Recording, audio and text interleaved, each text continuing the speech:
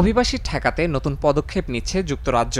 দেশটির আশ্রয় নীতিতে আনা হচ্ছে বড় পরিবর্তন। নতুন প্রস্তাব অনুযায়ী আশ্রয় পাওয়া শরণার্থীদের স্থায়ীভাবে বসবাসের অনুমতি পেতে অপেক্ষা করতে হতে পারে প্রায় ২০ বছর। স্থানীয় সময় সোমবার এই পরিকল্পনা ঘোষণা করবেন দেশটির স্বরাষ্ট্রমন্ত্রী শাবানা মাহমুদ।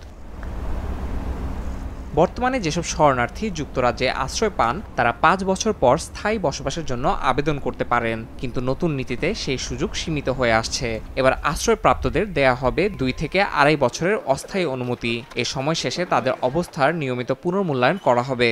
যাদের নিজ দেশে পরিস্থিতি নিরাপদ বলে বিবেচিত হবে তাদের ফেরত পাঠানোর নির্দেশ দেওয়া হবে।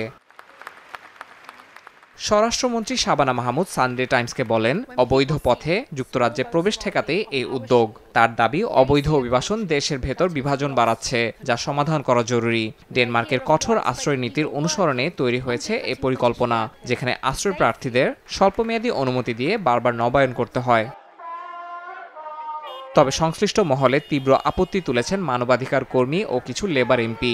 সমালোচকরা বলছেন, এই নীতি কার্যকর হলে পরিস্থিতির উন্নতি নয় বরং আরও জটিলতা বাড়বে। রিফিউজি কাউন্সিলের প্রধান এনভার সলোমন বলেছেন, ২০ বছরের অপেক্ষা মানুষকে গভীর অনিশ্চয়তা ও মানসিক চাপে ফেলে দেবে, যা কোনোভাবেই মানবিক নয়। সরকারি তথ্য অনুযায়ী মার্চ পর্যন্ত এক বছরে যুক্তরাজ্যে আশ্রয় আবেদনকারীর সংখ্যা ১,০৯,০০০-এর বেশি, যা আগের বছরের তুলনায় ১৭% বেশি। শুধু গত সপ্তাহেই এসেছে ১,০৬৯ জন, আর ২০২৫ সালে ছোট নৌকায় আগমন ছাড়িয়েছে ৩৯,০০০, যা ২০২৪ ও ২০২৩ সালের মোট সংখ্যার থেকেও বেশি। ইয়াসিন মোহাম্মদ জিসান, সময় সংবাদ।